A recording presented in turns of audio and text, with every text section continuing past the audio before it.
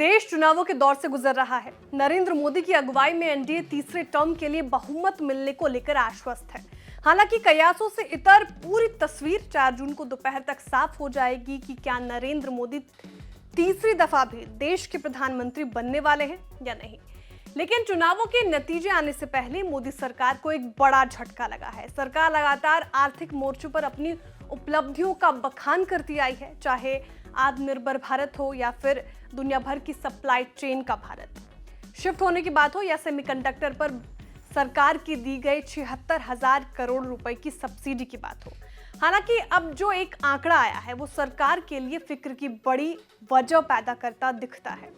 और ये जो आंकड़े आए हैं उनसे ये फिक्र पैदा हो रही है कि क्या देश में विदेशी निवेश लाने में सरकार नाकाम साबित हुई है। चलिए समझते हैं इन आंकड़ों को। नमस्कार, आप देख रहे हैं बिस्तक और मैं हूं श्रेया ठाकुर। असल में 31 मार्च 2024 को खत्म हुए फाइनेंशियल ईयर 2023-24 में भारत का नेट फॉरेन डायरेक्ट इन्वेस्टमेंट यानी एफडीआई 62% से ज्यादा गिरकर 10.58 अरब डॉलर पर आ गया है। एक साल पहले देश में 27.98 अरब डॉलर का नेट एफडीआई आया था। इसका मतलब यह है कि देश से बड़े पैमाने पर विदेशी पूंजी बाहर जा रही है।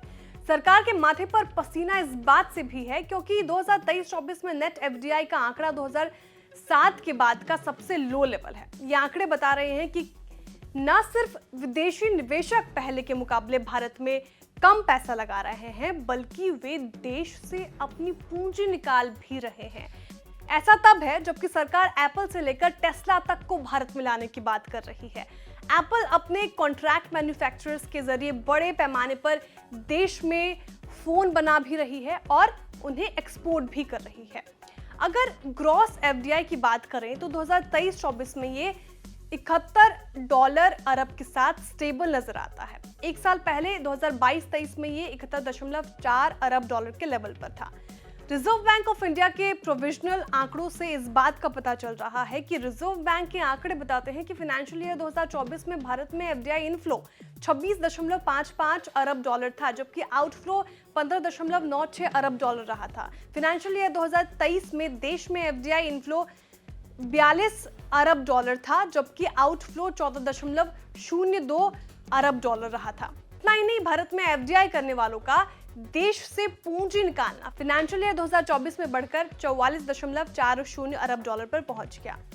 ये फाइनेंशियल ईयर 2023 में 29.34 अरब डॉलर पर था। इस लिहाज से देखें तो एक साल में देश से पूंजी निकालने में 51% का इजाफा हुआ है। ये निकासी 2011-12 के बाद की विदेशी कंपनियों की किसी एक साल में निकाली गई सबसे बड़ी रकम है।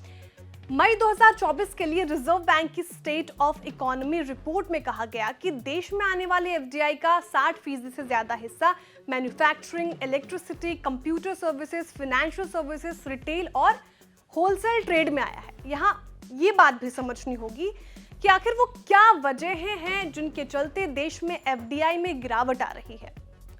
असल में ग्लोबल एफडीआई फ्लो पर ऊंची बोरोइंग कॉस्ट यानी कंपनियों की ली जाने वाली उधारी के महंगे होने का असर पड़ रहा है। इसके अलावा हाल के सालों में बढ़ता प्रोटेक्शनिज्म भी इसकी एक वजह बना है।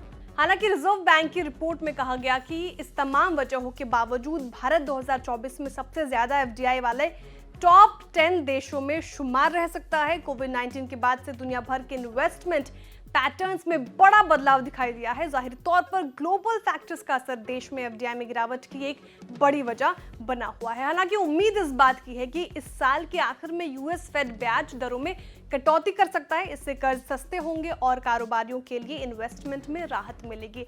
इसका एफडीआई में इजाफे के तौर पर असर कब से दिखेगा, ये देखने वाली बात होगी। कुल मिलाकर 4 जून के बाद बनने वाली नई सरकार के लिए एफडीआई के मोर्चे पर चीजों को दुरुस्त करना एक बड़ी चुनौती हो सकती है। आपको ये रिपोर्ट कैसे लगी हमें कमेंट में जरूर बताएं। वीडियो को लाइक करें, चैनल को सब्सक्राइब करें और देखते रहिए बिस्तक। बिस्तक आपके लिए लाया है प्रीमियम मेंबरशिप प्रोग्राम, जहां आपको मिलेंगे कई सारे फायदे, जिनमें मार्केट न्यूज़लेटर, लाइव चैट पर आपके सवालों के सबसे पहले जवाब, मार्केट आउटलुक, वीकेंड पर मार्केट स्कैन, एंकर्स के साथ चैट और भी बहुत कुछ। इस प्रीमियम सब्सक्रिप्शन में 3 तरह के प्लान्स हैं, सिल्वर, गोल्ड और प्लैटिनम, जिनकी शुरुआत मात्र 159 रुपए महीने से होती है। इससे जुड़ना भी बेहद आसान है। बिस्तक के YouTube चैनल पर जाएं, ज्वाइन बटन पर क्लिक करें और अपना प्लान सिलेक्ट करें। बस बन गए आप हमारे प्रीमियम मेंबर।